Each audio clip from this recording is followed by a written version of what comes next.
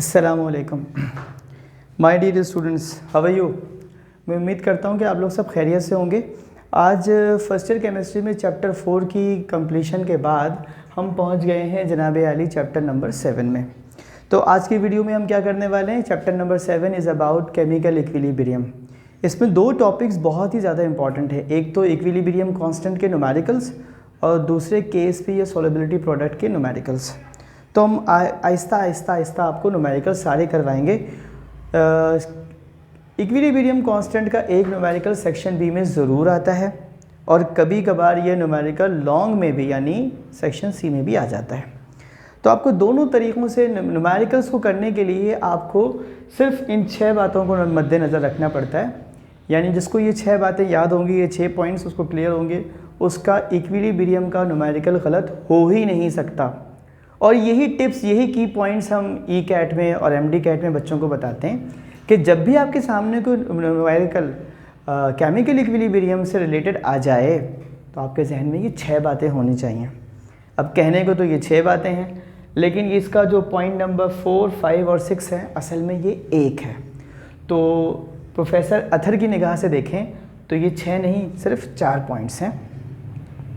आपको इन 4 पॉइंट्स को रोज़ाना 1-2 मरतबा पढ़ लेना है और फिर जब हम न्यूमेरिकल्स पे आ जाएंगे, यानी एक्चुअल न्यूमेरिकल जब की प्रैक्टिस पर आ जाएंगे, तो फिर आपके लिए आसान होगा न्यूमेरिकल्स को करना।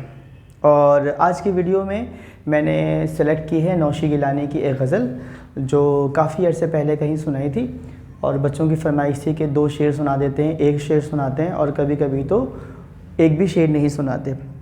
इस वक्त पोजीशन ये है कि कराची में मौजूद मुख्तलिफ़ कॉलेज़ के असातिज़ा कराम, जिनसे मेरे बहुत गहरे मरासिम हैं, उनकी फरमाइश मेरे सब्जेक्ट और मेरे टॉपिक पर तो होती ही है, लेकिन अक्सर व बेशतर उनमें मेरे कुछ असातिज़ा कराम भी हैं और उनकी ख्वाहिश ये होती है कि अच्छा वो चीज़ आपने अभी तक नहीं सुनाई जो हमें आपने फ़लाँ सन में फ़लाँ मौके पर सुनाई थी।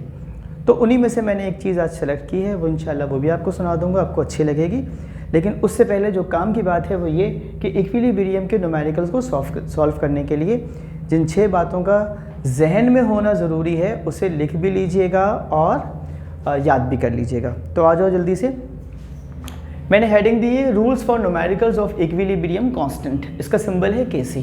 यानी इक्विलिब्रियम कांस्टेंट को मालूम करने के लिए या इक्विलिब्रियम कांस्टेंट के न्यूमेरिकल को सॉल्व करने के लिए रूल्स क्या हैं। तो गेम के रूल्स 6 हैं, वो सुन लीजिए। Rule number 1 is 1 - x is not used if reaction is present at equilibrium in the given numerical. यानी कोई न्यूमेरिकल आपको दिया हुआ हो तो उसमें हम, और वो न्यूमेरिकल किस में हो, इक्विलिब्रियम पर हो, तो उसमें हम 1 - x को यूज़ नहीं करते। ठीक है, ये तो है, नहीं करते। इक्विलिब्रियम पर हो तो 1 - x नहीं लगाते। लेकिन अगर कोई न्यूमेरिकल इक्विलिब्रियम पर ना मौजूद हो, जिसको मैंने लिखा है rule number 2, 1 - x is used, it should be used, 1 - x is used if reaction is not present at equilibrium in the given numerical. यानी गिवन न्यूमेरिकल में अगर कोई सिचुएशन ऐसी आ जाए कि वो इक्विलिब्रियम पर मौजूद ना हो तो आप उसमें क्या लगाते हैं, 1 - x। Rule number 3 is if moles are present at equilibrium. यानी अगर आपको मोल दिए जाएं किसी भी न्यूमेरिकल में जो कि इक्विलिब्रियम पर हो तो it is known as equilibrium moles and they must be converted into equilibrium concentration. अगर आपको मोल्स दिए जाएं इक्विलिब्रियम पर तो ये मोल्स इक्विलिब्रियम के मोल कहलाते हैं और आप इन मोल्स को क्या करते हैं, किस में कन्वर्ट कर देते हैं, कंसंट्रेशन में। वो कैसे, moles divided by volume in dm³। यानी जो भी आपको मोल्स दिए हुए होंगे ना, आपको जो भी मोल्स दिए हुए होंगे, कंसंट्रेशन मालूम करने का मतलब ये है कि आप उन मोल्स को जो गिवन होंगे डिवाइड कर देंगे वॉल्यूम से डेसीमीटर³ में, इट बिकम्स कंसंट्रेशन। ठीक। Rule number 4 is if direction of reaction is predicted then compare the value of Kc and calculate the observed Kc। यानी अगर आपको कोई रिएक्शन की डायरेक्शन मालूम करनी हो और पहले से कोई Kc आपको गिवन हो, तो जो पहले से Kc गिवन होगा ये कहलाता है गिवन Kc, और जो आप कैलकुलेट करते हैं ये कहलाता है ऑब्जर्व्ड Kc या कैलकुलेटेड Kc। ठीक है। और फिर आप क्या करते हैं, वैल्यूज़ को कंपेयर करते हैं। If value of the given KC is greater then the observed KC then the reaction is shifted in forward direction. यानी अगर आपका जो गिवन केसी है, जिसको हम कहते हैं फिक्स्ड केसी या गिवन केसी, उसकी वैल्यू अगर बड़ी है आपकी ऑब्जर्व्ड केसी से, तो ये रिएक्शन क्या होगा, फॉरवर्ड डायरेक्शन का होगा। और इसका रिवर्स कर लेते हैं, if the value of the given KC is smaller then the calculated KC then it should be shifted in the backward direction reaction. यानी अगर आपका गिवन केसी, जो आपका फिक्स्ड केसी है, वो छोटा हो आपके किससे, ऑब्जर्व्ड केसी से, तो आपका रिएक्शन क्या होता है, बैकवर्ड। ठीक, इसका स्क्रीनशॉट ले लीजिए, फिर मैं आपको गज़ल सुना के क्लास को ख़त्म करूं।